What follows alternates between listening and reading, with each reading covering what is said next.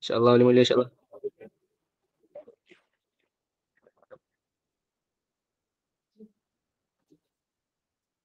Okay. Bismillahirrahmanirrahim. Qala Rasulullah sallallahu alaihi wasallam, la tadkhuluna al-jannah hatta tu'minu wa la tu'minuna hatta tahabbu. Awala adullukum ala syai'in idza ma fa'altumuhu tahabbabtum afshus salam bainakum. Assalamualaikum warahmatullahi wabarakatuh. Alhamdulillahi rabbil alamin wassalatu wassalamu ala asyrafil anbiya'i wal mursalin wa ala alihi wa sahbihi ajma'in. Yang dihormati Al-Fadil Ustaz Muhammad Salahuddin bin Ramli, penceramah bebas. Yang dihormati pengarah program Minggu Ta'aruf Siswa Abdul Muiz bin Hasanuddin. Yang dihormati timbalan pengarah program Minggu Ta'aruf Siswa Nurul Ifah Patrisha binti Muhammad Nawi. Yang saya kasihi rakan-rakan seperjuangan, hadirin hadirat yang dirahmati Allah sekalian. Pertama sekali, syukur kita kehadrat ilahi kerana dengan limpah rahmat dan inayahnya, kita diberi kesempatan untuk berhimpun dalam majlis ilmu yang penuh barakah pada petang ini, iaitu daurah kitab Ar-Risalatul Jami'ah wa Tadhkiratun Nafi'ah, karya As-Sayyidul Syarif Al-Alim wa Allamah Al-Habib Ahmad bin Zain bin Alawi Al-Habshi rahimahullahu ta'ala.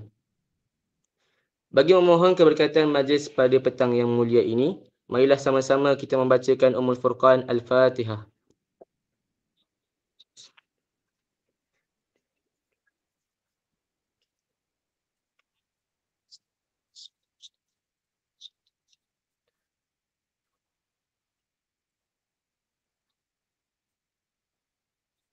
Hadirin yang dirahmati Allah sekalian, majlis pada petang ini akan diserikan dengan daurah daripada seorang alim yang kita kasihi, lagi kita hormati, iaitu Ustaz Muhammad Salahuddin bin Ramli.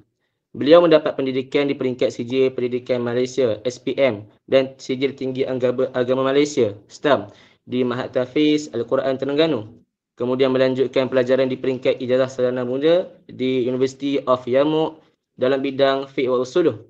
Seterusnya menyambung pendidikannya di peringkat Master dalam bidang Islamic Banking and Finance di Universiti Islam Antarabangsa Malaysia. Beliau merupakan insan yang banyak menabur bakti dalam menyampaikan dakwah, khususnya dalam bidang fiqh wa usuluh. Mudah-mudahan dengan kehadiran beliau, kita semua mendapat manfaat dan pencerahan dalam memahami ilmu agama, insya-Allah. Buat pengetahuan hadirin, majlis daurah kitab ini akan berlangsung selama 5 hari, bermula dari jam 5 petang hingga 6 petang. Oleh hal yang demikian, diharapkan agar hadirin, terutama para mahasiswa-mahasiswi baharu, untuk sama-sama memberikan komitmen menghadirkan diri dalam memeriahkan majlis daurah kitab sehingga ke penghujung nanti, insya-Allah. Baiklah, tanpa melengahkan masa lagi, marilah bersama-sama kita menadah hati dan telinga untuk mendengar pengisian yang akan disampaikan oleh Al-Fadil Ustaz Muhammad Salahuddin bin Ramli. Dengan segala hormatnya, dipersilakan. Bismillahirrahmanirrahim. Alhamdulillahi rabbil alamin. Wassalatu wassalamu ala asyrafil anbiya wal mursalin wa ala alihi wa sahbihi ajma'in. Rabbi shrah li sadri wa yassir li amri wahlul 'uqdatam min lisani yafqahu qawli. Wala hawla wala quwwata illa billahil 'aliyyil 'azim. Allahumma anfa'na bima 'allamtana wa 'allimna ma yanfa'una wa 'allimna ma jahilna wa dhakkirna ma nusina. Allahumma yassir wa la tu'assir. رب تمم بالخير. اللهم افتح علينا فتوح العارفين وفقنا توفيق الصالحين. اللهم لا سهل إلا ما جعلته سهلا وأنت تجعل الحزن إذا شئت سهلا. أما بعد, yang pertamanya, terima kasih kepada saudara pengerusi majlis, saudara Lutfil daripada Majlis Perwakilan Mahasiswa Malaysia. Sebelum tu suara saya okey ke? Ke macam bunyi hujan? Tempat saya pakai earphone. Okey, insya-Allah. Okey je? Okey, kalau okey saya proceed je dulu. Tak nanti saya try iPhone. Yang pertama-tama, terima kasih kepada pihak Majlis Perwakilan Malaysia Jordan lah untuk menjemput saya untuk sekadar berkongsi sahajalah, sekadar muzakarah kitab Risalah Jami'ah ni, dan juga para AJK SMB yang lain dan saudara Muiz yang awal-awal kontak saya untuk bincangkan kitab ni lah. Sebelum kita mula tentang perbahasan daurah kita ni, penting untuk kita tahu yang pertama-tamanya adalah sebelum kita belajar, kita kena tahu bahawasanya satu pesanan yang penting bahawasanya agama ini adalah an-nasihat, ad-din nasihat. Jadi nasihat yang pertama untuk kita sama-sama ambil ataupun kita sama-sama renungi sebelum kita mula program kita ni adalah untuk kita ikhlaskan niat kita kepada Allah Subhanahu Wa Taala. Ikhlaskan niat kita belajar ni hanyalah kerana Allah Subhanahu Wa Taala. Kerana belajar ini adalah ibadah. Yang kita lakukan benda ni, kita spend masa yang banyak sebenarnya adalah ibadah.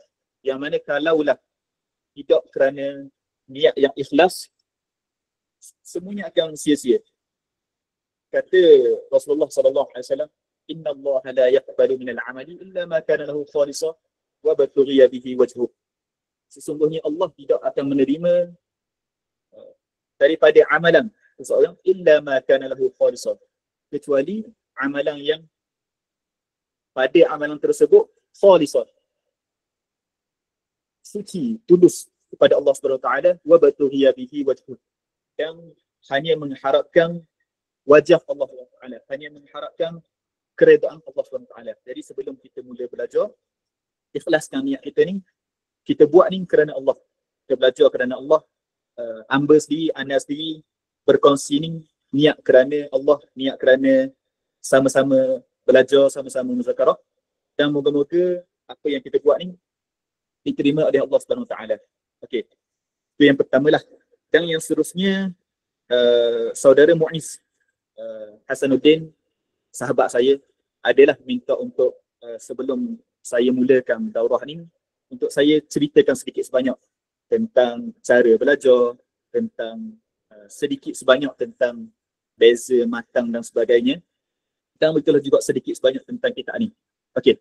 Jadi yang pertamanya, saya cerita dulu lah sedikit sahaja tentang kitab ni, sebab kita tidak mempunyai masa yang banyak walaupun kita ada 5 hari, tapi sebenarnya untuk kita habiskan sebuah kitab 5 hari dengan sejam setengah tu, maksudnya 5 sesi sejam dengan 1 jam setengah tu, masih lagi agak kita perlu laju lah.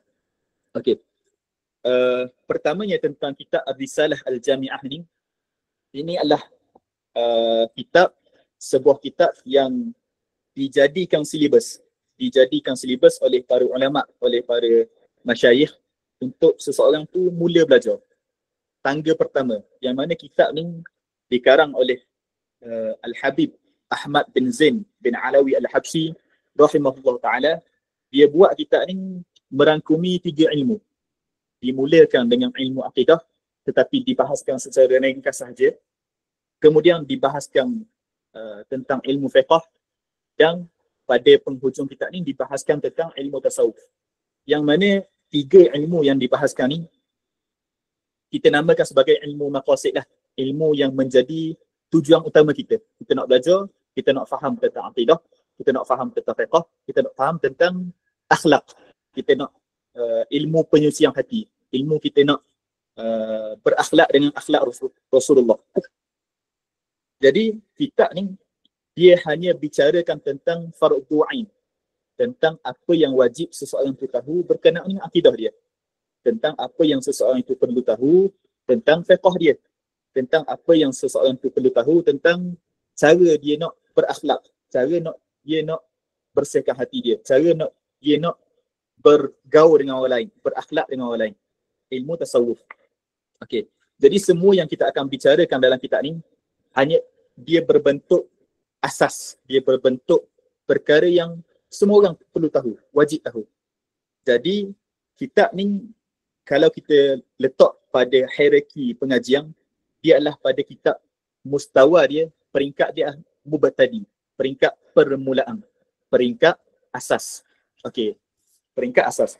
Jadi para ulama, tak kira lah di tempat kita, di tempat Malaysia, kalau kita tengok di pusat-pusat pengajian di Malaysia, sama ada madrasah ataupun pondok yang mengekalkan pengajian secara talaqi, kebanyakannya ataupun banyaklah yang akan mulakan dengan kitab seumpama Risalah Al-Jami'ah. Ada lagi kitab-kitab lain. Okey. Antara yang dijadikan silibus antaranya adalah Ar-Risalah Al-Jami'ah. Dan kitab ni juga ramai di kalangan asatizah, di kalangan ustaz ni menjadikan kitab ini sebagai silibus pengajian di masjid-masjid dan surau-surau. Okey. Jadi paling kurang pun duk Jordan, carilah, belajarlah kitab ni sungguh, balik paling kurang boleh belajar kitab ni. Paling kurang lah hang. Okey. Dan seperti mana yang saya sebut tadi, bahawasanya kitab ni adalah pada tangga permulaan, tangga mubtadi. Jadi para ulama ni di dalam menyusun kitab, dia ada macam mustawa dia. Contohnya kita buat nak mudah faham, matematik ada matematik darjah 1, ada matematik darjah 2, matematik darjah 3, matematik tingkatan 5. Seseorang yang tidak belajar sekolah rendah matematik ikutlah, maksudnya dia tidak melalui silibus matematik di sekolah rendah, mungkin dia boleh faham satu bab dalam matematik tingkatan 4 sebagai contoh, mungkin boleh faham, tapi dia tidak akan faham dengan kefahaman yang betul. Dia hanya faham secara tebuk-tebuk, faham ni sikit, tapi dia tidak mampu untuk memahami secara komprehensif, ataupun dia tidak berbentuk malakah, berbentuk kemahiran dalam kepala. Dia hanya ada maklumat tetapi bukanlah kemahiran dalam kepala. Kalau nak membentuk malakah dalam pengajian, ikutlah bidang apa sekalipun, namakan sahaja bidang apa sekalipun, dia mestilah belajar step by step. Dia kena bina sedikit demi sedikit foundation dia. Dia kena bina satu batu demi satu batu. Jadi antara caranya para ulama ni disusun tangga pengajian. Ilmu fiqh ada tangga pengajian dia. Dimulakan dengan kitab seumpama kitab ni. Tidak semestinya belajar kitab ni. Boleh je belajar kitab lain. Tapi seumpama kitab ni. Yang kitab pada perbicaraan peringkat mubtadi, peringkat permulaan. Okey. Kemudian ada peringkat pertengahan. Ada peringkat tinggi. Apa beza dia? Beza dia, kitab-kitab pada peringkat permulaan, kitab pada peringkat mubtadi ni, dia bersifat terima telang. Maksudnya kitab sebut itu telang, terima. Dan dia hanya sebut perkara yang penting, perkara yang inti sahaja. Dia tidak meleret-leret.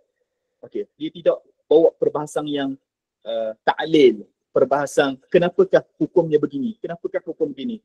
Dia tidak bawa perbahasan khilaf. Ada ulama kata gini, ada ulama kata gini. Dia tidak bawa. Dia hanya bawa perbahasan yang berbentuk terima dan telang. Iaitu sesuai untuk orang awam. Orang awam dia tak boleh tahu dalil. Maksudnya dia tidak perlu tahu tentang perbahasan dalil. Dia tidak perlu tahu perbahasan sebab apa hukumnya jadi begini. Dia hanya tahu, dia perlu tahu apa yang wajib terhadap dia. Dia perlu tahu kalau keadaan begini, apa hukumnya. Dia perlu tahu waktu. Jadi begitulah sifat kitab mubtadi. Dia hanya sebut secara ringkas perkara yang wajib tahu. Jadi kitab mubtadi ni biasanya sifat dia, bukalah kitab-kitab mubtadi yang lain, kita akan perhatikan sifat dia. Kalau kitab yang berbentuk turuk ni, dia akan membawa ta'rif, dia akan membawa syarat. Itu je. Masuk bab solat, dia akan bawa ta'rif solat, istilahan. Kemudian di dalam kitab syarah akan huraikan maksud istilah daripada solat tu bagaimana. Kemudian dia bawa tentang surut, syarat-syarat sah dan sebagainya. Dia akan bawa tentang quyud, qaid, maksudnya lebih kuranglah dengan syarat. Dan begitu sahaja. Dia tidak akan bawa tentang perkara-perkara yang jauh sangat. Dia hanya berkait kebiasaannya tentang ta'rif, istilah, syarat dan sebagainya. Sedikit masalah hukum-hukum. Begitu sifat kitab mubtadi. Jadi bila mana kita masuk dalam kitab ni lagi, kalaulah kita tengok matang tu, dia sebut tu je, bahawasanya Allah itu satu. Dia tak bawa pun perbahasan yang panjang selepas tu. Kemudian kita tanya, dah mana dalil? Dah memang bukan kitab dia. Memang bukan level dia. Bukan tujuan kitab ni untuk membahaskan tentang dalil. Begitu juga hukum-hukum dan sebagainya. Bukannya pengarang tak tahu. Pengarang tahu. Tetapi sifat kitab matang ni, dia hanya sebut inti. Okey, itu sedikit sebanyak lah tentang kitab ni dan sifat dia bahawasanya kitab ni berbentuk mubtadi. Begitu juga saudara Muin ada minta lah untuk tunjuklah sedikit tentang beza dia, sebab ada orang tanya apakah maksud matang, syarah dan sebagainya. Jadi nampak ke screen apa? Nampak je kan? Okay. Jadi sebagai contoh, ni adalah kitab Matan Ar-Risalah Al-Jami'ah. Jadi matang ni dia hanyalah sebut gini lah, maksudnya inti pati kitab. Apa yang dia sebut? Alhamdulillahirrabbilalamin. Okey. Arkanul Islami khamsatun, syahadatu an la ilaha illallah. Sehingga habislah. Okay, kita akan baca satu persatu. Kemudian, kalau kitab berbentuk syarah pula, dia akan huraikan balik apakah matang tu. Matang ni kita sebut sebagai inti utama ataupun teks asas, basic text, ataupun sebahagian kitab menamakan sebagai sulbul kitab, bahagian utama di dalam kitab. Terjemah mudah yang gitulah. Kemudian kalau syarah pula, dia akan huraikan balik. Apakah yang dimaksudkan di dalam matang tu. Contohnya, matang sebut tentang, ambillah part lain sebab buat. Okey. Arkanul Islami khamsah, syahadatu an la ilaha illallah wa anna Muhammadar Rasulullah. Dia huraikan balik. Ini matang. Dan ini adalah syarah. Okey. So dia huraikan balik. Arkanul Islami khamsah ay anna ajza'al Islami allati la yatahaqqaqul Islamu illa biha khamsatu ajza'. Ini dinamakan sebagai syarah. Hak bawah ni dinamakan sebagai nota kaki ataupun ta'liq. Hak ni biasanya daripada muhaqqiq dan sebagainya, gitulah. Okey. Itu maksudnya kita nak faham apakah matang, apakah itu syarah. Dan biasanya ada lagi satu lagi yang dinamakan sebagai hasyiah. Okey, hasyiah ni adalah huraian tambahan terhadap syarah. Contohnya hamba buka hasyiah Al-Bajuri terhadap matan Abi Syuja'. Jadi hak atas ni sebenarnya ini adalah syarah. Hamba cari hak ada matang je. Ya.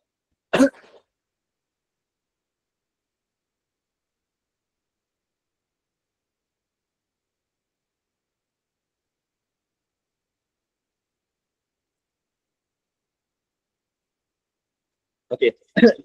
Wah ni minta maaf lah hamba tidak sempat untuk tunjuk secara banyak, tapi sebab hamba buka random je. Sebenarnya yang ajma'in ni, yang dalam kurungan ni, hamba tunjuk yang contoh hasyiah lah. Ni tidak berkait pun dengan kitab kita di Salah Jami'ah ni. Cuma sekadar nak tunjuk matan, syarah, hasyiah. Matan tersebut dah bahawasanya itu adalah intibati kitab asal. Syarah adalah huraian terhadap matan. Hasyiah adalah huraian terhadap syarah tadi. Contohnya, ini adalah matan Abi Syuja'. Matan Abi Syuja' pendek sahaja. Dihurai oleh Ibn Qasim Al-Ghazi. Dinamakan sebagai Fathul Qarib. Ni syarah dia. Okey, ni asal matan. Matan hak ni je. Kemudian disyarahkan oleh Ibn Qasim Al-Ghazi. Fathul Qarib. Jadi panjang sedikit. Fathul Qarib disyarah kembali oleh Al-Imam Al-Bajuri. Hak ni adalah hasyiah Bajuri. Dia syarahkan balik apa yang disebut oleh Ibn Qasim Al-Ghazi dalam Fathul Qarib. Okey, itu dinamakan sebagai hasyiah. Cumanya, kebanyakan asatizah ataupun para masyayikh, mereka ni tidak menyarankan, mereka ni tidak menggalakkan orang yang mula-mula belajar, mubtadi. Maksudnya orang yang asas, orang yang kosong tu, baru mula-mula nak belajar untuk membaca hasyiah. Kerana dia akan menyebabkan maklumat di dalam kepala ni berterabus. Menyebabkan rasa macam banyak sangat. Gini banyak sangat. Belum mampu untuk, orang kata, grip lagi. Belum mampu untuk pegang lagi maklumat tu.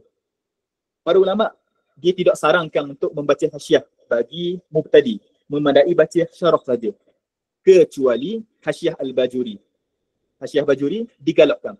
Boleh dibaca, tak ada masalah. Ia bersifat mudah untuk dibaca dan mudah untuk difaham dan sangat bermanfaat.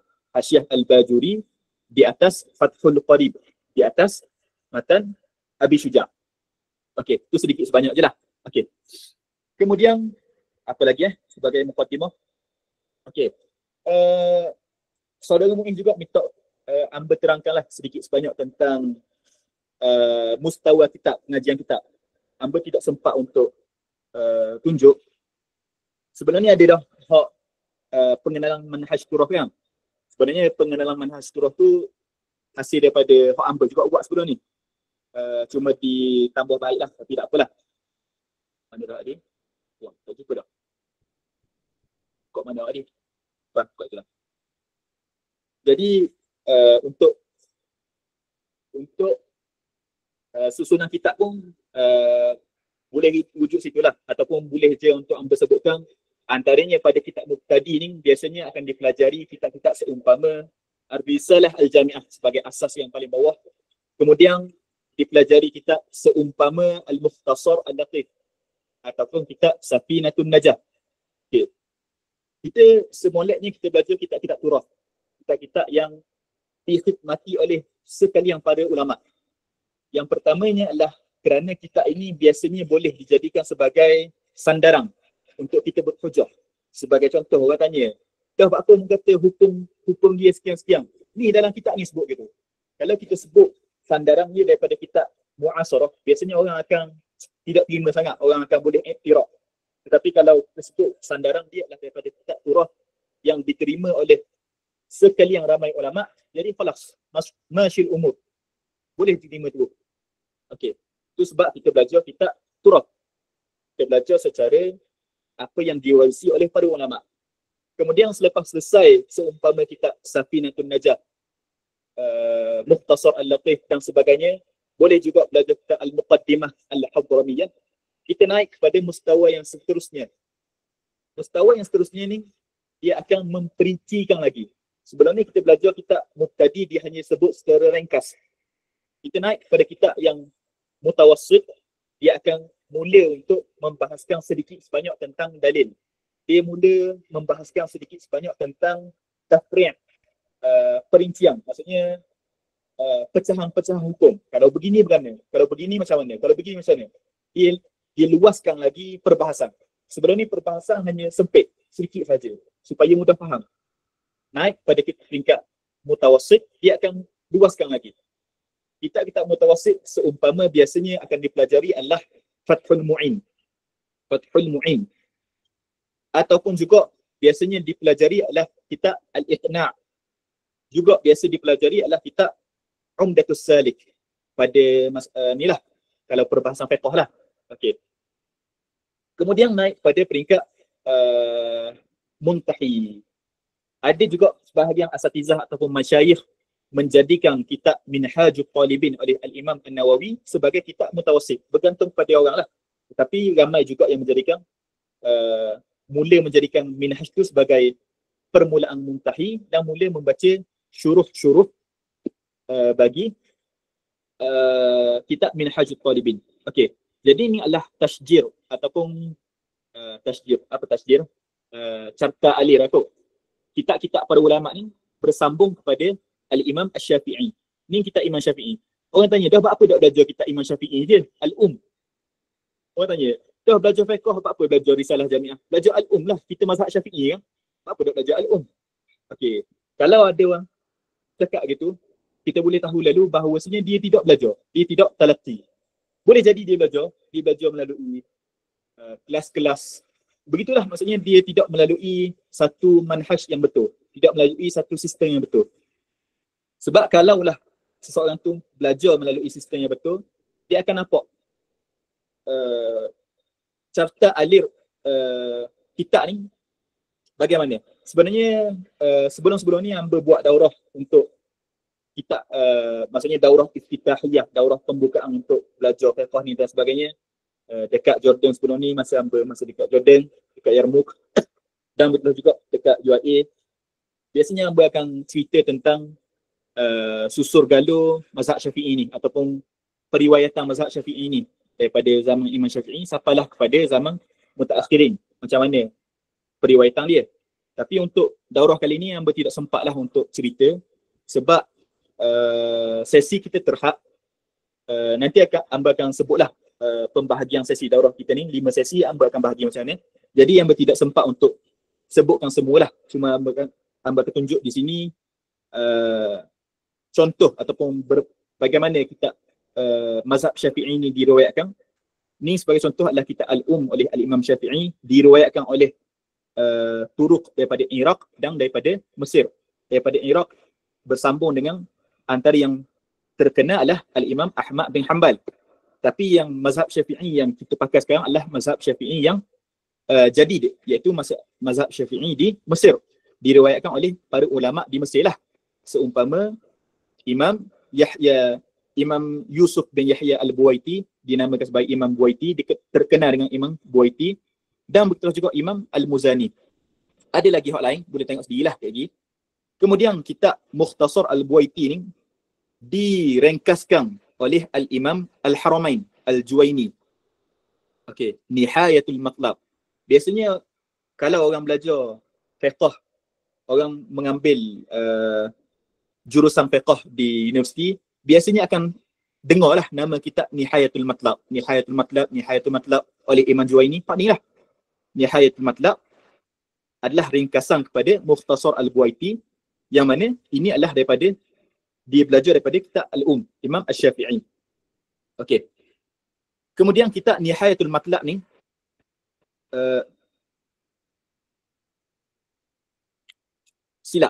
Nihayatul Matlab adalah syarah kepada Mukhtasar Al-Buwaiti. Okey.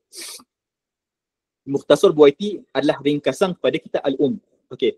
Turun kepada Mukhtasar Buwaiti, disyarahkan oleh Al-Imam Juwaini, dinamakan sebagai Nihayatul Matlab.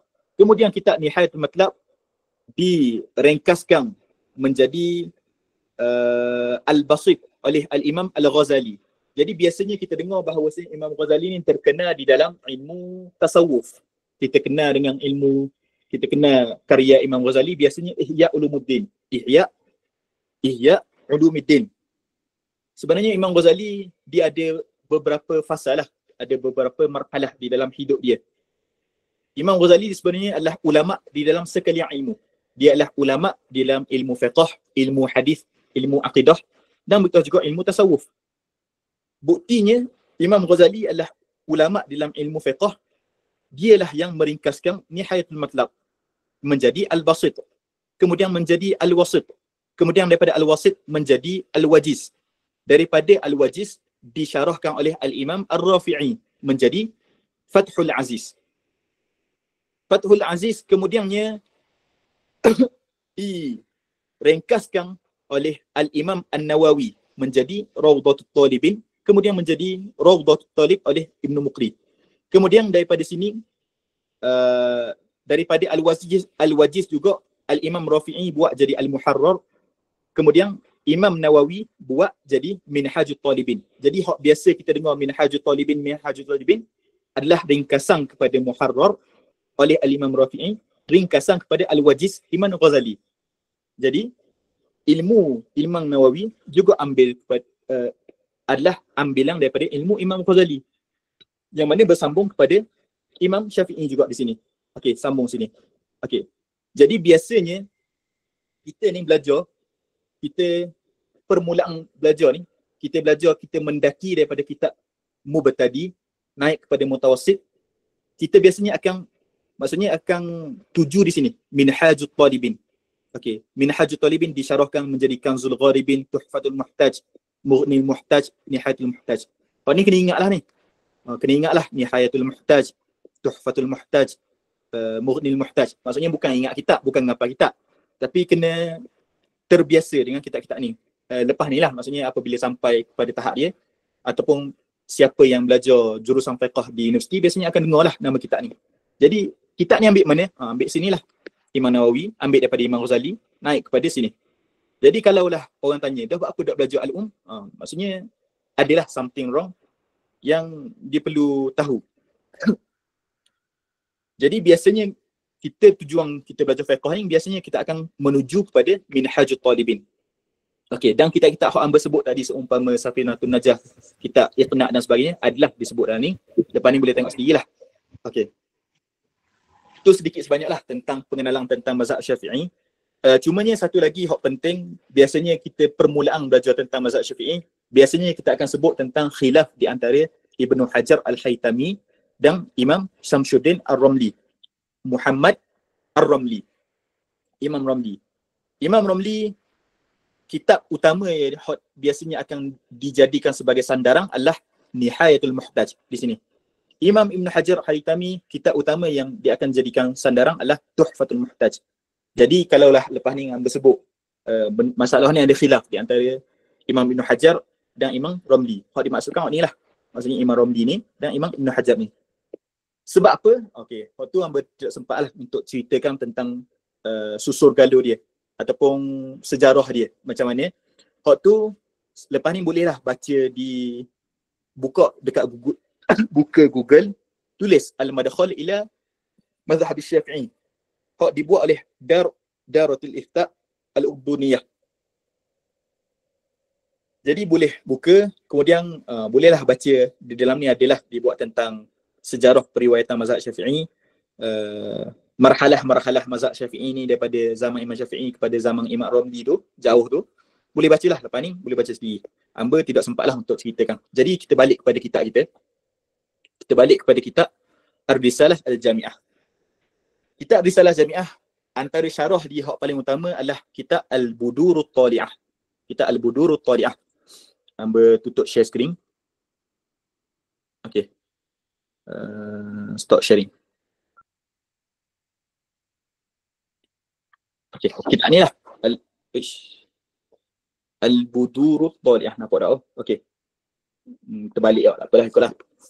Boleh je search lepas ni, search je dekat Google Al-Budurut Tali'ah Bisyarh Risalah Al-Jami'ah PDF. Type je kat juga, insya-Allah jumpalah. Itu antara syarahan utama lah. Okey. Dan kitab ni seperti mana yang bersebut tadi, bahawasanya terbahagi kepada 3 bahagian. Bahagian pertama dia akan cerita tentang ilmu akidah. Kemudian bahagian kedua dia akan cerita tentang ilmu fiqh, dan bahagian yang ketiga dia akan cerita tentang ilmu tasawuf. Jadi daurah kita ni mempunyai 5 sesi. Dan setiap sesi kita akan ada masa sebanyak 1 jam setengah. Okey. Jadi untuk sesi yang pertama, hamba akan cuba untuk habiskan bahagian muqaddimah dan akan cuba untuk habiskan semampu mungkin bahagian akidah. Kemudian kita akan ada 3 sesi bahagian fiqh. Kemudian sesi terakhir kita akan masuk tentang bahagian tasawuf. Jadi pengajian secara daurah biasanya dia mempunyai dua tujuan utama. Biasanya akan digunakan sebagai untuk memberi gambaran awal. Gambaran awal. Maksudnya pengajian secara daurah ni begini, kita akan baca secara tidak terlalu detail. Dia akan laju-laju sikit. Apatah lagi kita hanya mempunyai masa yang terhad seperti mana yang bersebut tadi lah. Maksudnya kita hanya peruntukkan masa 1 jam setengah, yang mana kita guna dah setengah jam untuk membicarakan sekalian ilmu akidah ataupun secara lengkap ilmu akidah yang dibicarakan dalam ni. Semestinya tidak cukup lah, maksudnya kita perlukan lebih banyak masa. Tapi kita tersebut dah bahawa pengajian kita adalah bersifat daurah. Kita akan baca secara sedikit laju lah, tetapi masih lagi bermanfaat insya-Allah. Jadi adalah bahagian-bahagian yang hamba tidak akan masuk atau menghurai secara terlalu dalam. Okey, kita akan baca sekadar mana yang sempatlah, sekadar mana yang mampu. Okey. Jadi kita mula baca kitab kita. Sebelum tu kita hadiahkan Al-Fatihah kepada pengarang kita, Al-Imam Al-Allamah Al-Habib Ahmad bin Zain Al-Habsyi rahimahullah ta'ala wa nafa'ana Allah bi'ulumihi fid darin amin ya rabbal alamin. Bismillahirrahmanirrahim. Alhamdulillahirabbil alamin. Arrahmanir rahim. Maliki yaumiddin. Iyyaka na'budu wa iyyaka nasta'in. Ihdinas siratal mustaqim. Siratal ladzina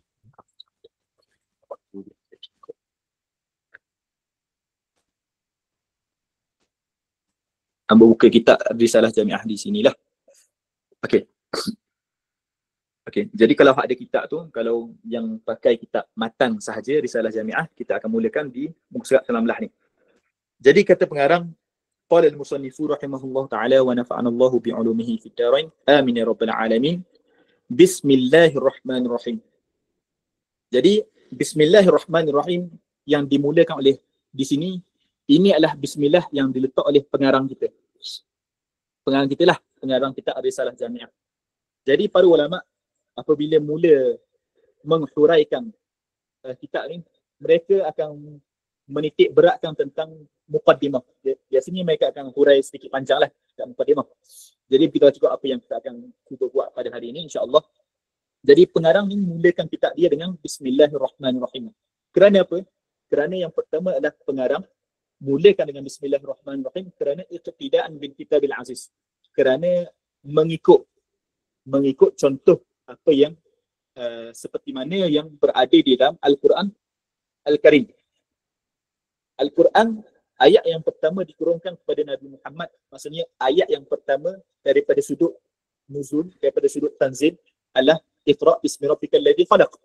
Tetapi daripada sudut penyusunan adalah Bismillahirrahmanirrahim pada surah Al-Fatihah. Jadi pengarang mulakan kitab dia dengan Bismillahirrahmanirrahim adalah kerana mengikuti susunan Al-Quran.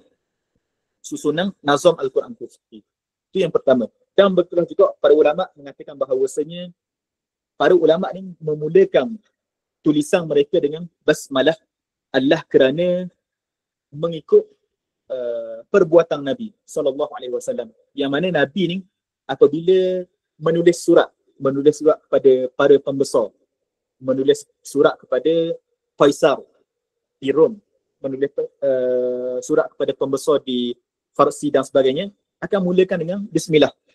Nabi tidak tulis, tapi Nabi suruh pada sahabat ni tulis tu mulakan dengan Bismillahirrahmanirrahim. Okey. Begitulah juga Rasulullah di dalam sebuah hadis yang mana para ulama berselisih pendapat pada darjah hadis ni. Dalam sebuah hadis kata Rasulullah, kullu amrin dhi balin la yubda'u fihi bi bismillahirrahmanirrahim fahuwa aqta. Wa fi riwayatin fahuwa abtar, wa fi riwayatin fahuwa adzam. Setiap perkara, kullu amrin, setiap perkara dhi balin yang mempunyai bal, yang mempunyai yuhtamu bihi syar'an, yang diambil berat oleh syarak. La yubda'u fihi bi bismillahirrahmanirrahim, yang mana perkara tersebut tidak dimulakan dengan Bismillahirrahmanirrahim, fahuwa aqta', maka amalan tersebut, perkara tersebut terpotong ataupun terputus ataupun terpotong jugalah, kuraikan daripada aqta', ajzam dan abtar. Jadi maksud terpotong adalah qalilul barakah, sedikit keberkatan. Kalaulah kita adalah perbahasan tentang istilah dengan hadis ni daripada sudut usul fiqh dan sebagainya, cuba kita tak masuklah sebab kita nak jimat waktu, sebab kita banyak dah masuk ni. Jadi secara ringkasnya, kalaulah kita nak keberkatan di dalam amalan kita, kita mestilah mulakan dengan Bismillahirrahmanirrahim. Para ulama berselisih pendapat tentang hadis ni. Yang masyhurnya adalah hadis ni adalah dhaif, tetapi tak ada masalah untuk beramal dengan hadis dhaif di dalam fadailul a'mal, tak ada masalah. Tetapi sebahagian ulama mengatakan bahawasanya disebabkan banyaknya riwayat tentang hadis yang kita sebut tadi, naik darjatnya kepada hasan li ghairi, dan perkara ini adalah disebut oleh sekalian ramai ulama, antaranya oleh Al-Imam An-Nawawi sendiri. Okey, kemudian Alhamdulillahirabbil alamin. Sebenarnya kalau kita nak hurai tentang Bismillahirrahmanirrahim boleh panjang lagi. Cuma kita sudah kesemputan masa, kita jadi ambil laju-laju je lah. Tidak sempat untuk sebut semua. Huraian dia panjang lagi, tapi ambil sikit sahaja. Alhamdulillahirabbil alamin. Kemudian selepas mana daripada basmalah, pengarang kita mulakan dengan hamdalah. Begitulah juga seperti mana basmalah, ada hadis yang menceritakan tentang basmalah, kullu amrin bi balin la yubda'u fihi bi bismillahirrahmanirrahim fahuwa aqta'.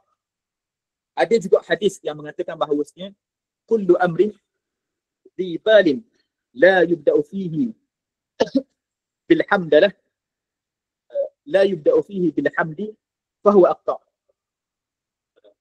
Atau kama qala Nabi sallallahu alaihi wasallam. Dan hadis yang menceritakan tentang mulakan perkara dengan hamdalah ni adalah darjat dia hasan. Maksudnya boleh untuk digunakan sebagai hujjah. Hadis yang makbul. Jadi para ulama gabungkan riwayat tadi hadis kullu amrin di balin la yuta'u fihi bi bismillahirrahmanirrahim. Maksudnya hadis tu menyuruh untuk mulakan perkara dengan basmalah. Hadis ni suruh mulakan perkara dengan hamdalah.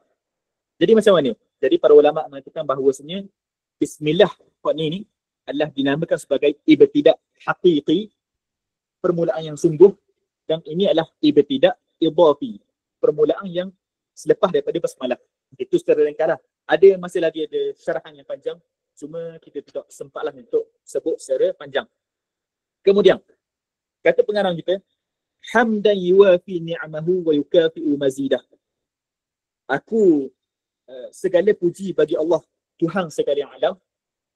Hamdan akan sebagai satu pujian, yuwafi ni'amahu, yang mendatangi nikmat-nikmat Tuhan tersebut, nikmat-nikmat yang Allah Ta'ala bagi. Wa yukafi'u mazidah, dan sama padang, yukafi'u, musawah, sama padang, mazidah, penambahan nikmat-nikmat tersebut. Jadi kata para ulama, antaranya Al-Imam An-Nawawi, kalaulah seseorang tersebut dia bersumpah bahawasanya dia hendak dia nak memuji Allah dengan sekalian pujian, maka cara untuk dia tunaikan sumpah tersebut adalah dengan dia menyebutkan, dia sebut alhamdulillahi hamdan yuafi ni'mahu wa yukafi'u mazidah.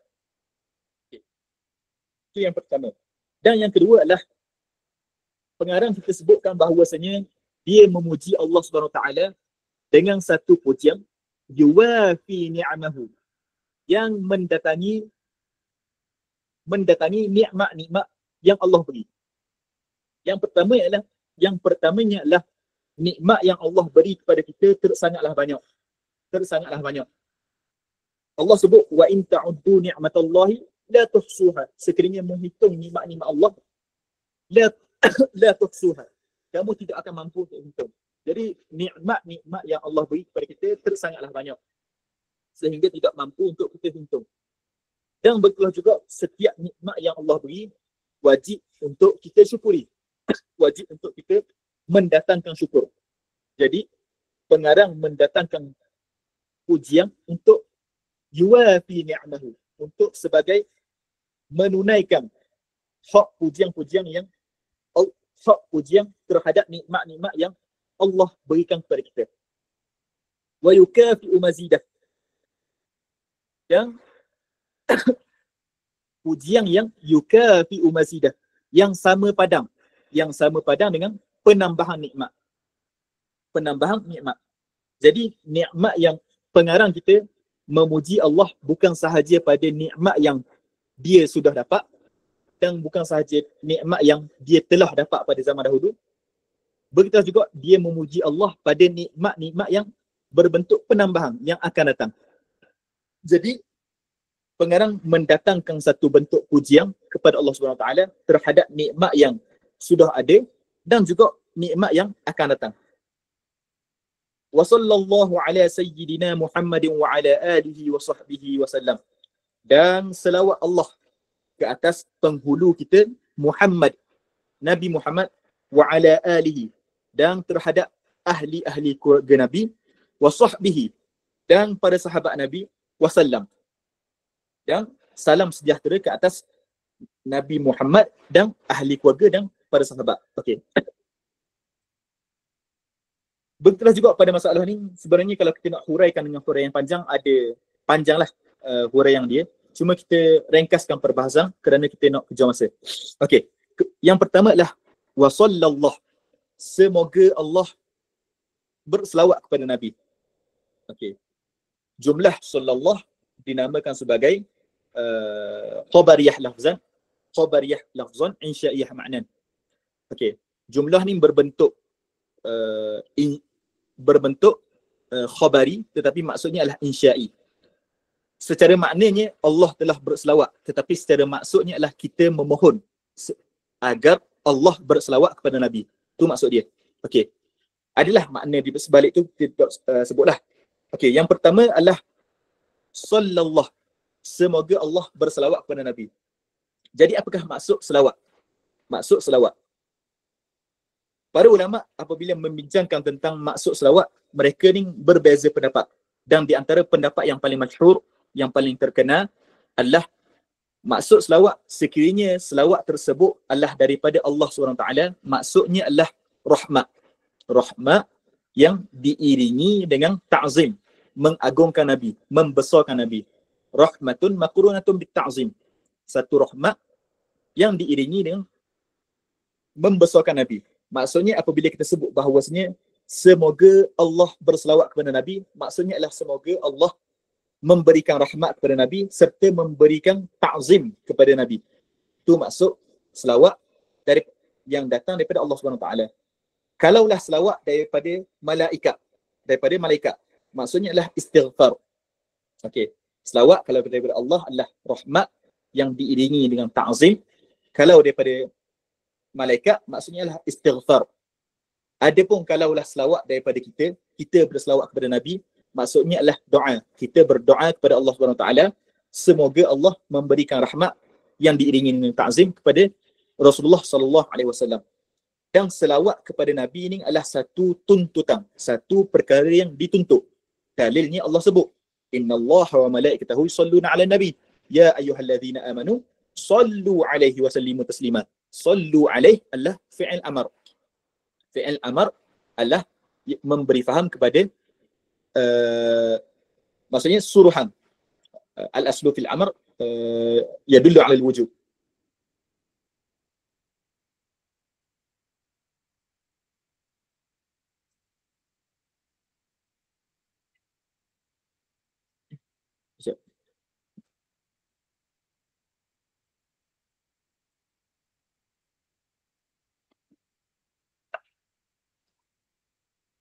Okey.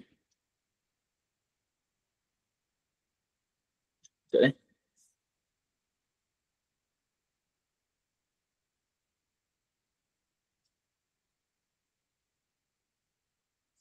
sekejap.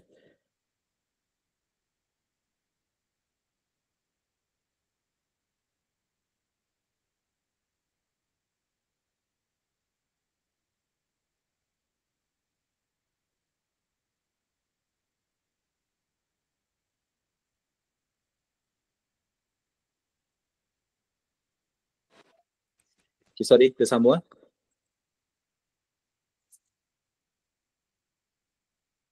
Sekejap. Sekejap, minta maaf. Saya ambil masa.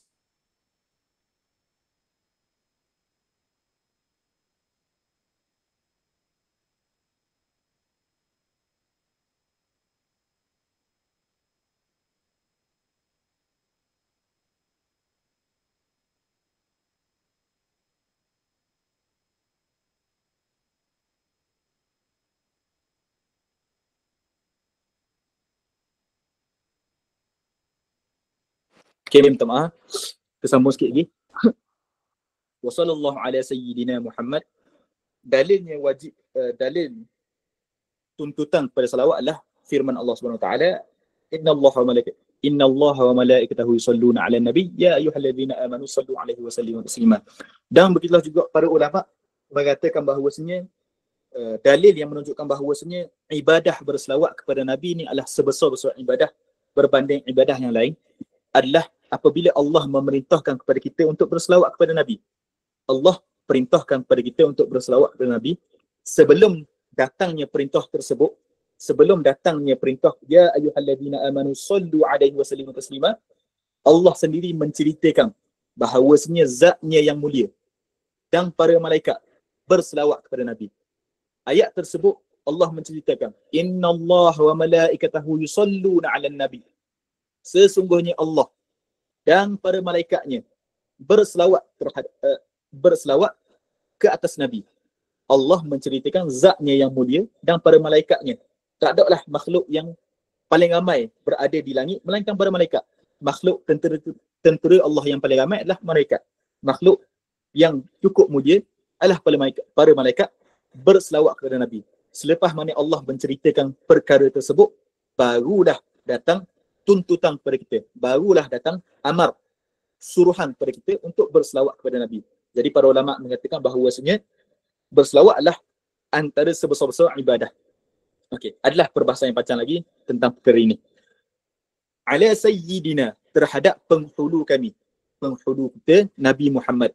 Rasulullah dalam sebuah hadis, Rasulullah sebut, ana sayyidu waladi Adam yaumal qiyamah. Aku adalah penghulu kepada anak-anak Adam yaumal qiyamah, di hari kiamat. Wa awwalu man yanshaqqu alaihi al-qabru wa awwalu syafi'in wa awwalu musyaffa'. Begitu juga dalam hadis lain, Nabi sebut, ana sayyidu waladi Adam yaumal qiyamah wala fakhra. Aku adalah penghulu kepada anak-anak Adam yaumal qiyamah wala fakhra, dan aku tidak berbangga-bangga. Ala sayyidina Muhammad. Muhammad mana? Muhammad bin Abdullah bin Abdul Muttalib bin Hashim bin Abdi Manaf. Okey. Wa ala alihi wa sahbihi, dan selawat ke atas ahli keluarga Nabi. Ahli keluarga Nabi. Ahli keluarga Nabi adalah perbahasan di kalangan ulama. Siapakah yang dimaksudkan dengan ahli keluarga Nabi apabila kita sebut tentang selawat? Ada beberapa perbahasan, cuma kita tidak sebutlah di sini untuk menjimatkan masa. Lepas ni mungkin belajar lepas ni akan jumpa lagi lah. Wasahbihi, dan terhadap sahabat-sahabat Nabi, selawat terhadap sahabat Nabi. Wasallama, dan salam ke atas Nabi dan pada sahabat dia dan pada ahli keluarga dia. Para ulama mengatakan bahawasanya hukum selawat tanpa salam, maksudnya menunggalkan selawat daripada salam, adalah makruh. Maksudnya seorang tu sebut Allahumma salli ala Muhammad tanpa wasallam, maksudnya tanpa mengucapkan salam kepada Nabi. Kalau dia ucapkan salam, dia sebut seumpama Allahumma salli wa sallim ala Muhammad ataupun sallallahu alaihi wasallam. Maksudnya ada selawat, ada salam. Hak tu hak terbaik. Tetapi kalaulah tunggalkan selawat sahaja, maksudnya dia selawat sahaja tanpa salam, ataupun salam sahaja tanpa selawat, maka hukumnya adalah makruh. Okey. Kecuali adalah beberapa tempat yang tidak makruh, antaranya lafaz-lafaz yang warid daripada Nabi, ataupun tempat-tempat yang dituntut untuk tunggalkan, maka tidak makruh. Begitulah juga apabila berada di hadapan kubur Nabi, maka yang dituntut kepada kita adalah salam sahaja tanpa selawat. Maksudnya kita ucapkan salam kepada Nabi. Hak tu hak dituntut. Maka apabila dituntut begitu, maka tidak makruh lah untuk kita tunggalkan. Perbahasan ni panjang lagi. Kita ringkaskan perbahasan termasuk kepada kitab kita. Qala Rasulullah sallallahu alaihi wasallam.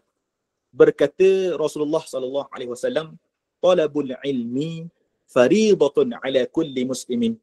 Menuntut ilmu adalah fariidah, satu kewajipan, ala kulli muslimin, ke atas setiap orang Islam. Okey. Jadi matan hadisnya adalah sampai di situ saja. Talabul ilmi fariidatun ala kulli muslimin. Adapun sebahagian kitab tambah ala kulli muslimin wa muslimatin. Tambahan wa muslimatin tidak sabit dalam hadis. Adapun penambahan tersebut disebut sebagai tafsiran daripada hadis tu. Okey. Itu yang pertama. Dan yang kedua, apabila kita sebut, kita mengatakan bahawasanya qala Rasulullah sallallahu alaihi wasallam talabul ilmi fariidatun ala kulli muslimin, maka kita bahaskan sedikit tentang sanad dia. Maka para ulama berbeza pendapatlah tentang sanad hadis ni, talabul ilmi fariidatun ala kulli muslimin. Yang masyhurnya, yang ramai pegangnya, bahawasanya hadis ini adalah darjatnya dhaif. Tapi bukan maudhu', bukan hadis rekaan. Darjatnya dhaif. Ada sedikit kecacatan pada sanad dia. Okey, waktu hak ramai peganglah. Hadis ni adalah hadis dhaif. Dan tak ada masalah untuk beramal dengan hadis dhaif pada masalah fadailul a'mal. Tak ada masalah. Itu yang pertama. Dan yang kedua, ramai ada juga di kalangan para ulama yang mengatakan bahawasanya riwayat hadis ni mencapai darjat hasan kerana banyaknya riwayat yang menceritakan tentang hadis ni. Perbahasan tu adalah perbahasan dia, kita tinggalkan. Maksudnya ada ulama mengatakan hadis yang tersebut ni adalah dhaif, dan ada juga yang mengatakan hasan. Kalau dhaif sekalipun tak ada masalah untuk kita beramal di dalam masalah fadailul a'mal. Tak ada masalah. Okey. Makna hadis. Makna hadis, belajar adalah satu kewajipan terhadap setiap muslim. Dah, belajar hak mana hak menjadi wajib tu? Adakah kena belajar semua sekali? Adakah semua orang kena belajar sampai jadi mufti? Adakah semua orang kena belajar belaka? Belajar hak mana?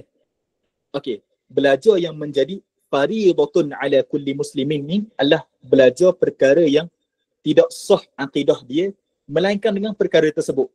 Maka dia wajib belajar tentang ilmu akidah sekadar untuk mengesahkan akidah dia. Okey, itu yang pertama. Dah macam mana dia tak tahu sah tak dia akidah dia? Kena belajarlah, cari guru yang betul lah. Okey, guru hak betul ni akan kata, hak ni kadar fardu ain. Mu kena belajar juga hak ni. Maka kena belajarlah hak tu. Kemudian, belajar hak mana hak kata fardu ain ni? Belajar untuk mengesahkan ibadah dia. Untuk mengesahkan ibadah dia. Nak mengesahkan solat dia, mengesahkan puasa dia dan sebagainya. Dan betul juga apabila dia nak berkahwin, dia wajib belajar tentang hukum-hukum berkait dengan kahwin. Dia nak bermuamalah, berjual beli, wajib dia belajar tentang nak jual beli dan sebagainya lah. Maksudnya belajar perkara yang terhenti terhadap ilmu tersebut, perkara untuk mengesahkan hak dia nak buat. Hak tu hak wajib. Lebih daripada tu, kalaulah lebih daripada tu, untuk dia menjadi alim dalam kampung dia menjadi fardu kifayah. Adapun lebih tu lagi adalah sunat.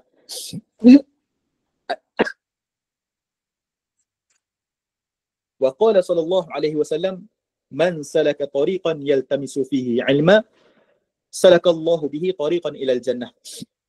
Kata Rasulullah sallallahu alaihi wasallam, pengarang kita bawa hadis yang seterusnya, man salaka tariqan yaltamisu fihi ilma, salakallahu bihi tariqan ilal jannah. Barang siapa yang salaka tariqan, menjalani satu jalan, yaltamisu fihi ilma, yang dia mencari pada jalan tersebut akan ilmu, salakallahu bihi tariqan ilal jannah, maka Allah akan memperjalankan dia akan satu jalan kepada syurga. Okey. Darjah hadis ni para ulama mengatakan bahawasanya hadis sahih riwayat Muslim. Okey. Kemudian kita masuk pada makna hadis. Makna hadis adalah sesiapa yang dia sudah berada di jalan ilmu. Allah letak dah dia ni salaka tariqan. Dia menjalani dah. Dia lalu dah jalan ilmu.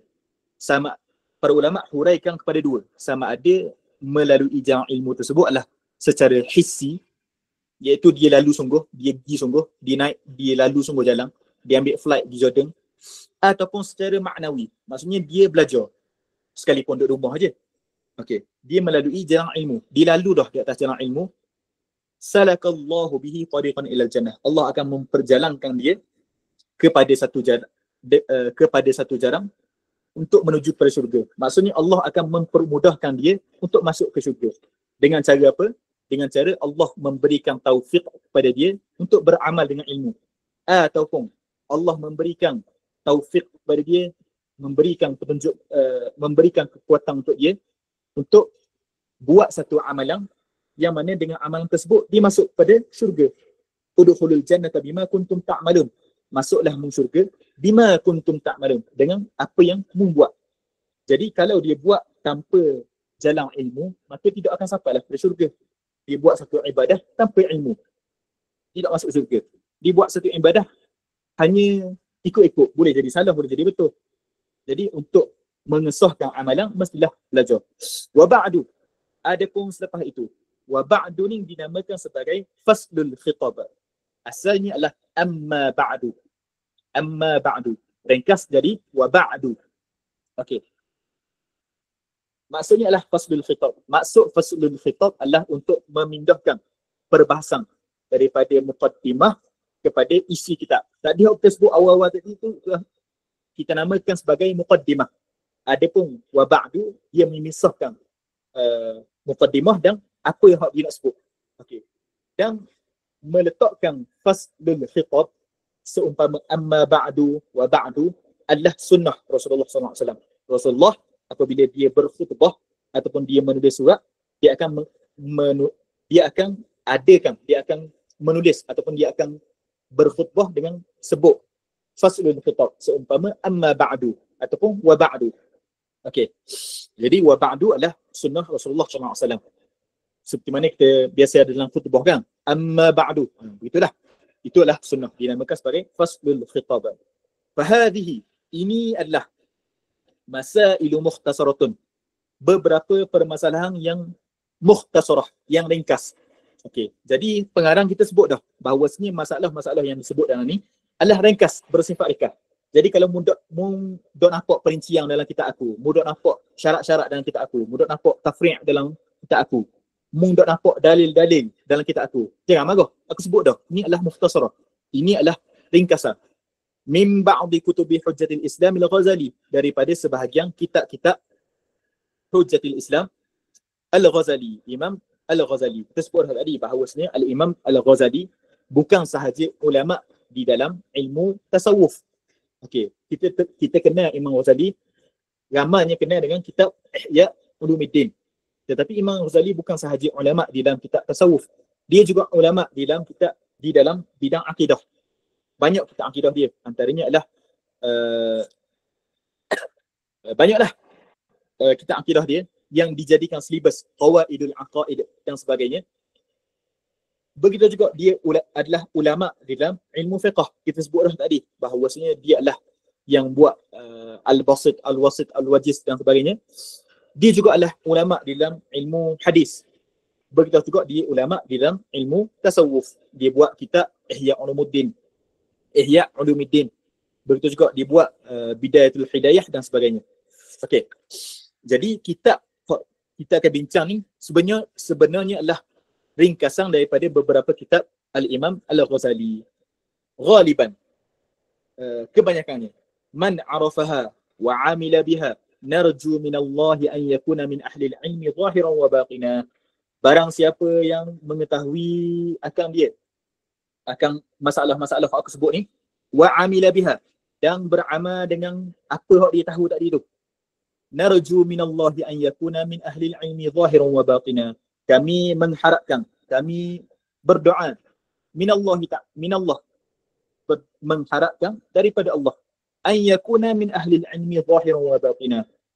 Berharap dia termasuk di kalangan ahli ilmu zahir dan batin.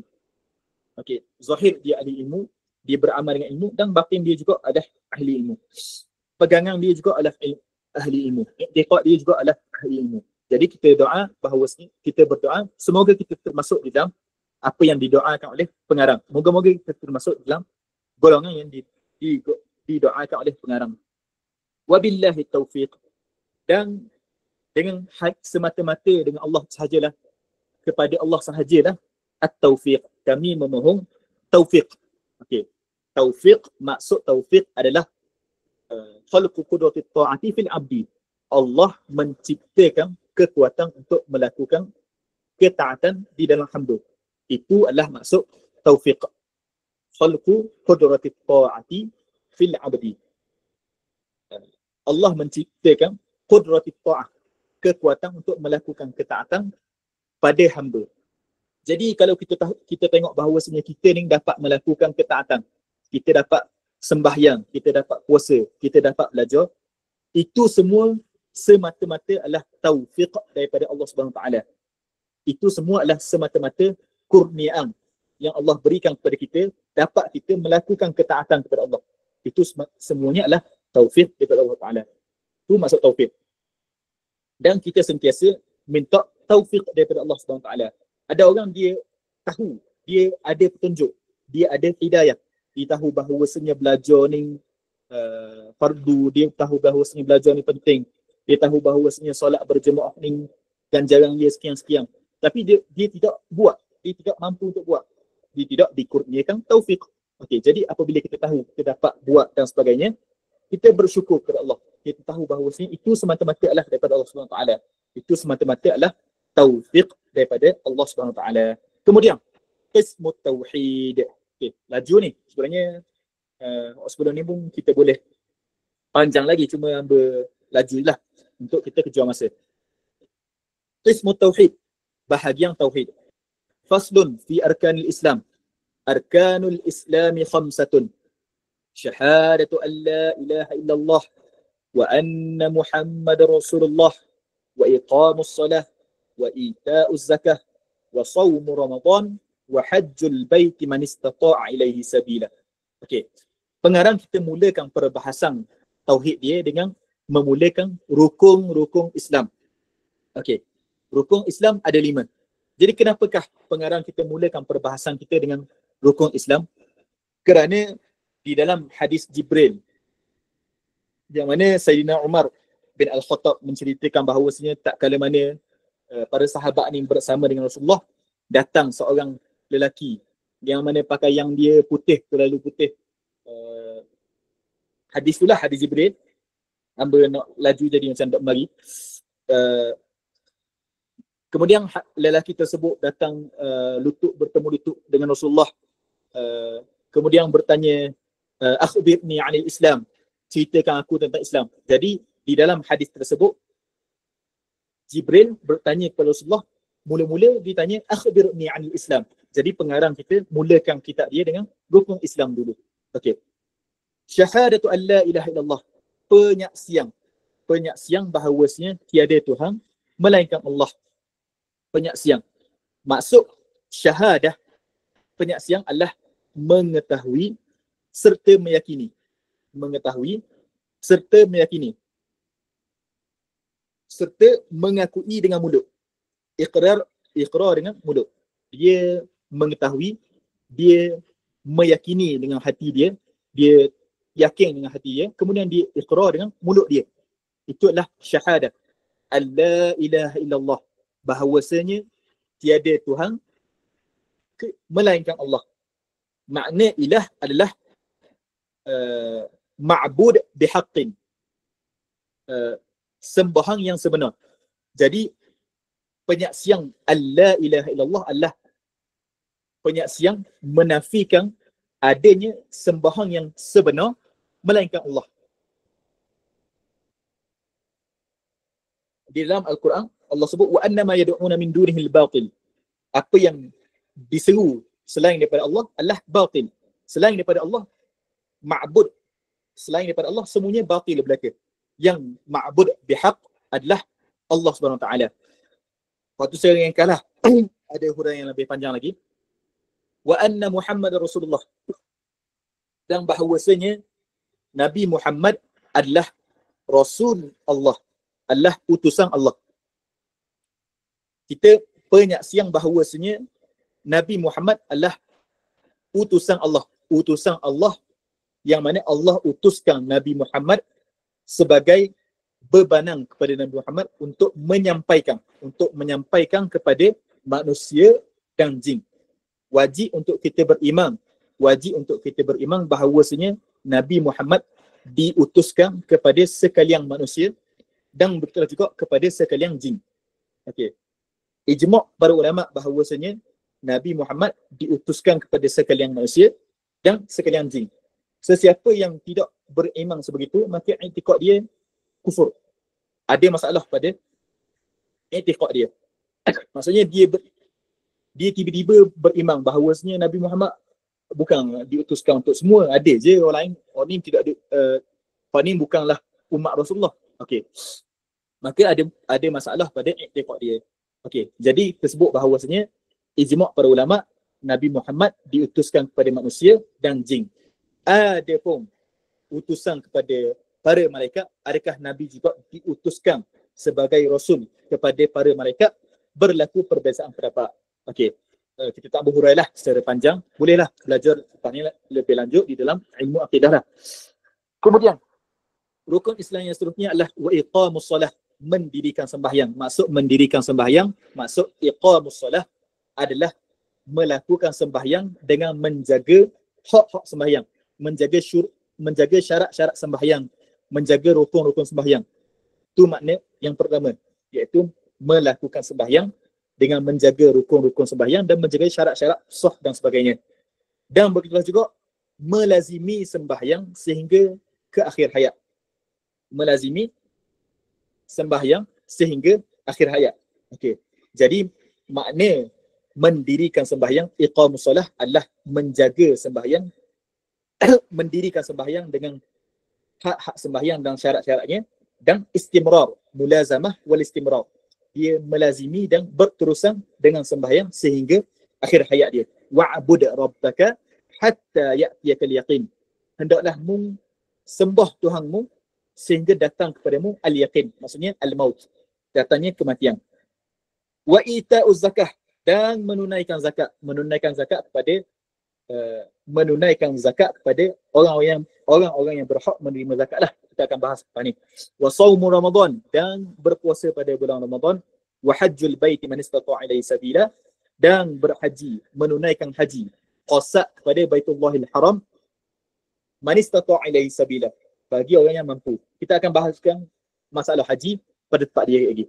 Ma'al ikhlas wat tasdiq, berserta ikhlas dan tasdiq, berserta lakukan perkara tersebut semata-mata kerana Allah.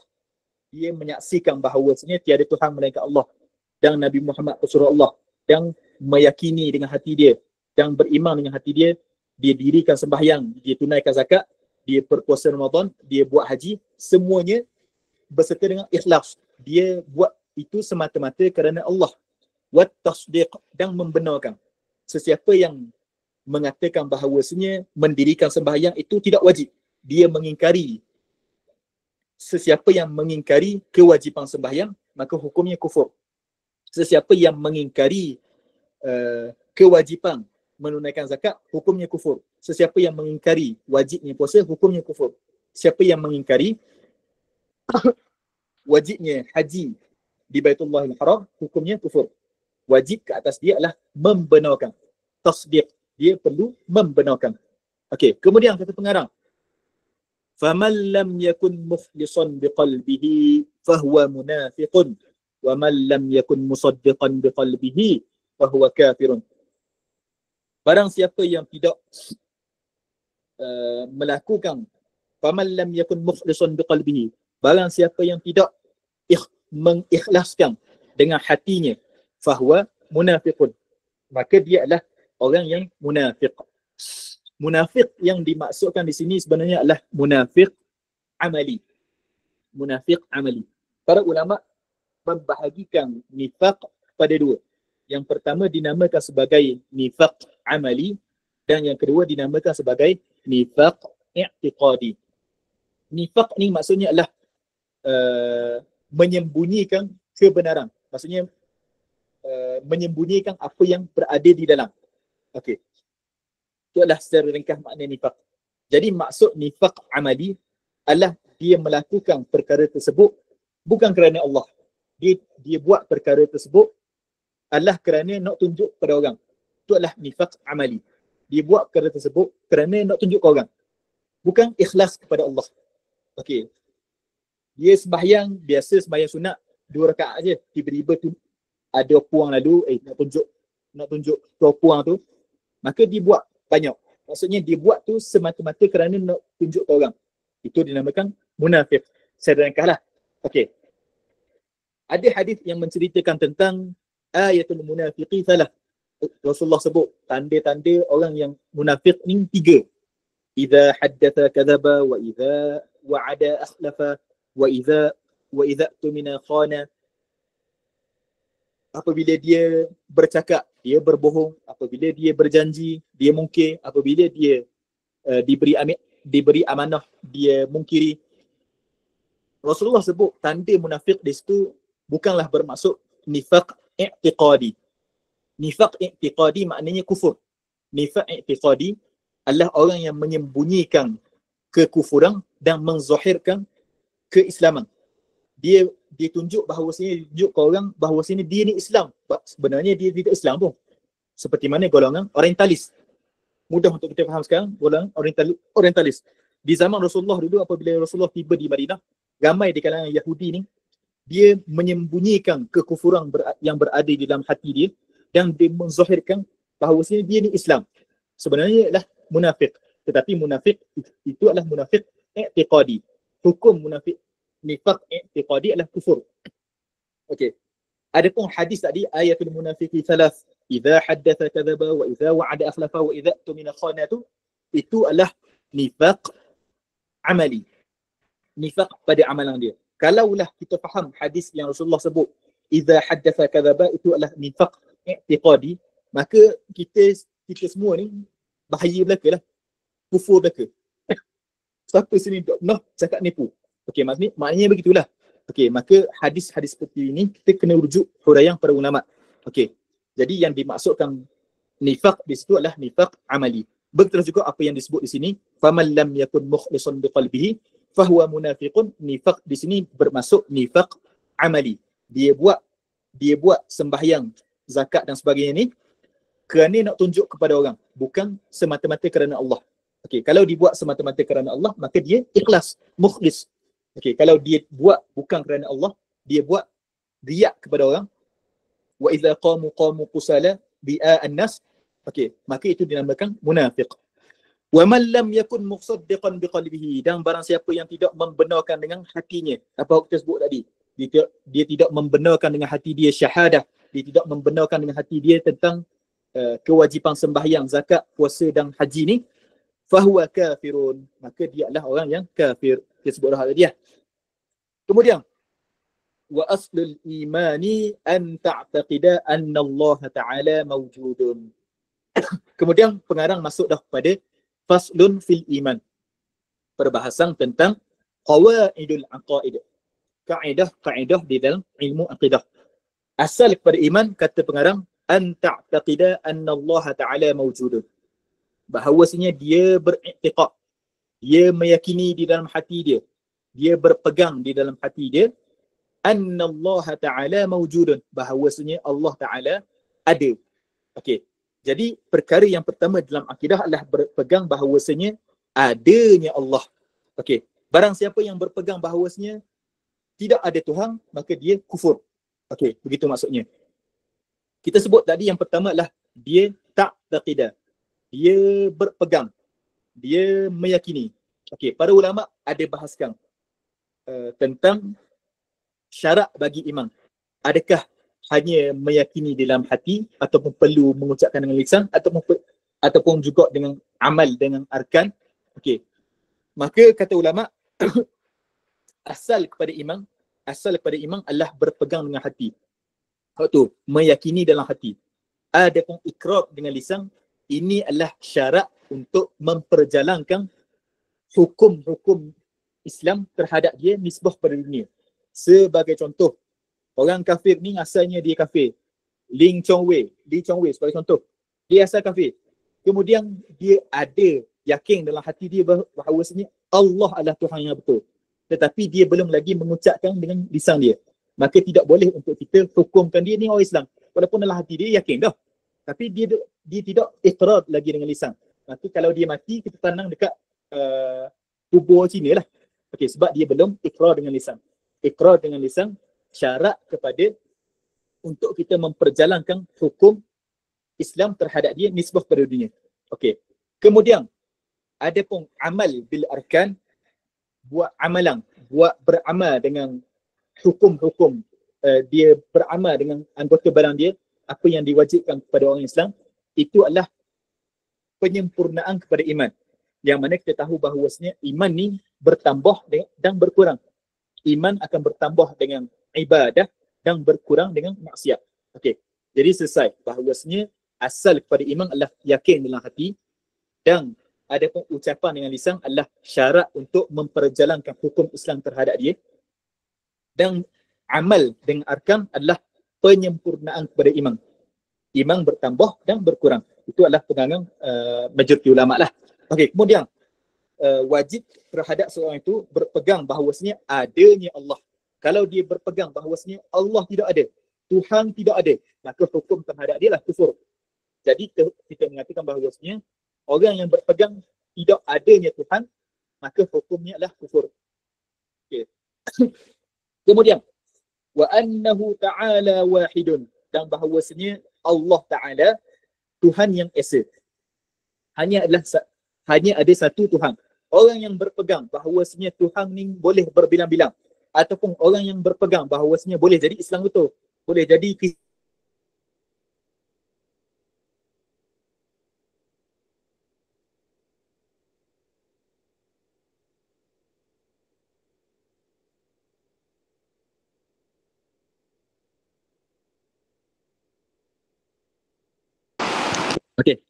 Dengar ke? Sekejap. Dengar insya-Allah.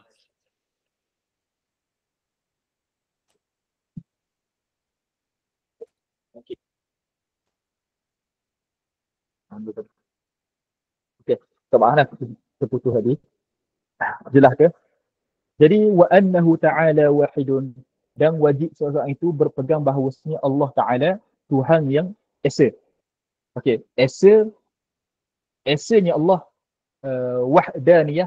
Para ulama akidah membahaskan daripada beberapa sudut. Yang paling penting antaranya biasanya akan dibahaskan tentang esa pada zat. Maksudnya Allah, zat Allah tidak berbilang. Zat Tuhan tidak berbilang. Hanya ada satu zat Tuhan. Hanya ada satu Tuhan. Tidak boleh untuk kita berpegang bahawasanya boleh jadi Islam betul, Kristian betul juga. Boleh jadi Islam betul, Buddha betul juga. Orang yang adanya dalam hati dia berpegang begitu, maka Islamnya ada masalah. Iman dia ada masalah. Wajib untuk kita berpegang bahawasanya Tuhan satu sahaja. Zat Tuhan satu sahaja. Itu yang dinamakan sebagai mengesakan Allah pada zat Allah. Okay.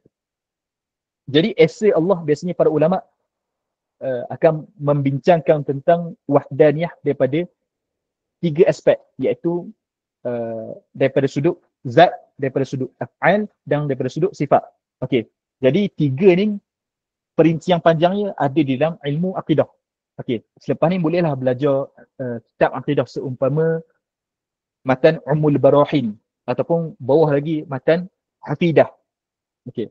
Ataupun boleh juga belajar kitab Khalidah Al-Bahiyah dan seumpamanya akan dibahaskanlah tentang masalah wahdaniyah, esa pada zat, esa pada sifat dan esa pada af'al, dan kesannya ada. Maksudnya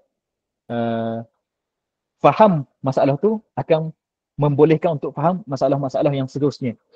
Kita sebut secara ringkas sajalah. Kita tidak sempat untuk huraikan dengan huraian yang panjang. La syarika lahu wa la mithla lahu wa la syabiha lahu. Laisa kamithlihi syai'un wa huwa as-sami'ul basir.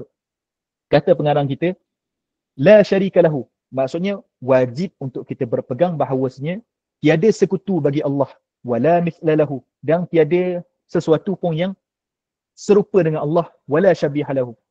Tiada sesuatu pun yang menyerupai Allah. Okey. Di dalam ilmu akidah biasanya akan dihuraikanlah apa beza syarik, misil dan syabih. Cuma di sini kita tidak huraikan. Kita hanya berpada dengan laisa kamithlihi syai'un wa huwas samiul alim wa huwas samiul basir. Laisa kamithlihi syai' wa huwas samiul basir. Kita berpada dengan ayat tersebut, kita beriman dengan ayat tersebut.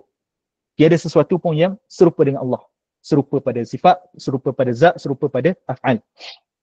Okey, kita ringkaskan perbahasan di situ. Perbahasan yang panjang boleh rujuk di dalam ilmu akidah. Khalaqas samawati wal ard. Kita berpegang bahawasanya Allah Ta'ala lah yang telah menciptakan langit dan bumi. Wa khalaqal mauta wal hayah. Dan Allah Ta'ala lah yang menciptakan maut, kematian dan kehidupan. Wa ta'ata wal ma'siyah. Dan kita berpegang, wajib untuk setiap daripada kita berpegang bahawasanya Allah Ta'ala lah yang menciptakan ta'at dan maksiat. Wajib untuk kita berpegang bahawasanya Allah Ta'ala lah yang menciptakan ta'at dan maksiat. Seseorang itu buat ta'at, siapa yang buat perbuatan tersebut? Maksudnya siapakah yang buat perbuatan ta'at hamba tersebut? Allah Ta'ala. Seseorang itu buat maksiat, siapakah yang buat perbuatan hamba tersebut? Hamba buat maksiat tersebut? Allah Ta'ala. Wajib untuk kita berpegang bahawasanya Allah lah yang tentukan qada dan qadar, baiknya dan buruknya. Untuk masalah dapat kita baca dulu. Wa khalaqal mauta wal hayata wat ta'ata wal ma'siyata was sihhata was saqama wa jami'al kauni wa ma fiha wa khalaqal khalaiqa wa a'malahum. Jadi untuk masalah bahawasanya kita berpegang bahawasanya Allah Ta'ala yang menciptakan mati dan hidup, semua orang akan faham. Maksudnya semua orang akan beriman. Maksudnya kebanyakan orang Islam semua orang Islam akan berpeganglah bahawasanya mati dan hidup Allah Ta'ala yang buat. Was-sihhata was-saqam. Sihat dan sakit. Semua orang Islam akan berpegang. Maksudnya orang awam secara mana pun akan tahu bahawasanya dia sihat, dia sakit, Allah Ta'ala yang buat. Wa jami'al kauni wa ma fiha wa ma fihi. Setiap sekalian makhluk, sekalian kejadian dan apa yang ada di dalam alam ni. Semua orang Islam akan berpegang bahawasanya Allah Ta'ala lah yang buat semua itu. Wa khalaqal khalaiqa wa a'malahum. Dan Allah Ta'ala lah yang menciptakan sekalian makhluk dan amalan-amalan mereka. Orang Islam akan berpegang lah Allah Ta'ala lah yang buat makhluk ni. Cumanya yang biasa dijadikan permasalahan ataupun biasanya orang kurang faham adalah Allah Ta'ala lah yang membuat taat dan maksiat. Sehingga lahirnya firqah yang sesat seumpama Jabariyah dan Qadariyah. Untuk masalah Allah Ta'ala lah yang menciptakan ketaatan dan maksiat ni, kita sambung pada minggu hadapan lah. Kerana huraian dia ada sedikit panjang untuk kita huraikan dengan huraian yang comel. Kita tidak sempatlah untuk hari ni sebab hari ni pun sejam setengah dah. Kita akan minggu hadapan dah. Kita sambung pada esok lah insya-Allah. Berbaki sedikit saja lagi tentang ilmu akidah ni. Kita sebut dah bahawasanya daurah ni kita terpaksa untuk huraikan secara laju sedikit. Kita tidak masuk terlalu dalam. Lebih lagi pada masalah ilmu akidah dan ilmu tasawuf. Kita tidak akan masuk dengan terlalu dalam, kita akan fokus lebih sedikit lagi pada apabila kita sampai dekat ilmu fiqh. Adapun pada masalah ilmu akidah ni, kita baca secara laju sikit lah. Okay. Jadi sekadar itu sahajalah apa yang sempat untuk kita kongsikan pada hari ini. Hamba minta maaf, hamba berada di luar kawasan, berada di lain lah, di tempat lain, bukan berada di rumah. Jadi ada sedikit masalah lah, ada sedikit begitulah, ada gangguan sedikit-sedikit. Jadi segala apa yang baik daripada Allah Subhanahu Taala, apa yang kurang daripada hamba sendirilah. Jadi hamba serahkan sebelum tutup majlis, hamba serahkan dulu kepada pengurusi majlis lah untuk dia luruskan majlis lah. Baiklah, jutaan terima kasih diucapkan kepada Al-Fadhil Ustaz Muhammad Salahuddin. Terdapat banyak mencari ilmu dan nasihat yang dapat kita jadikan panduan dalam kehidupan seharian kita. Mudah-mudahan segala yang disampaikan tadi bukan sekadar ilmu yang singgah di telinga, tetapi benar-benar kita hayati dan amalkan dalam kehidupan seharian kita, insya-Allah. Dengan itu berakhirlah majlis pertama daurah kitab kita pada petang ini. Pihak majlis merakamkan setinggi-tinggi penghargaan kepada Al-Fadhil Ustaz Muhammad Salahuddin bin Ramli atas kesudian beliau berkongsi ilmu dan nasihat serta jutaan terima kasih kepada semua hadirin yang hadir memeriahkan majlis ini. Semoga Allah Subhanahu Wa Taala memberkati segala usaha kita, menambahkan kefahaman kita terhadap agama dan menghimpunkan kita lagi dalam majlis-majlis ilmu yang penuh barakat seperti ini. Akhir kalam, selaku pengacara majlis, saya mohon maaf atas segala sebarang kekurangan sepanjang mengendalikan majlis. Kita akhiri majlis kita pada hari ini dengan bacaan kafaratul majlis dan surah Al-Asr.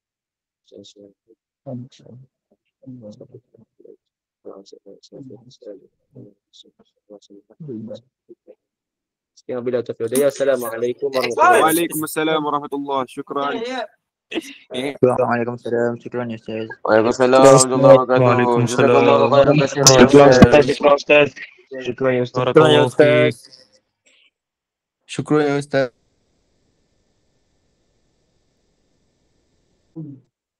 Syukran Ustaz.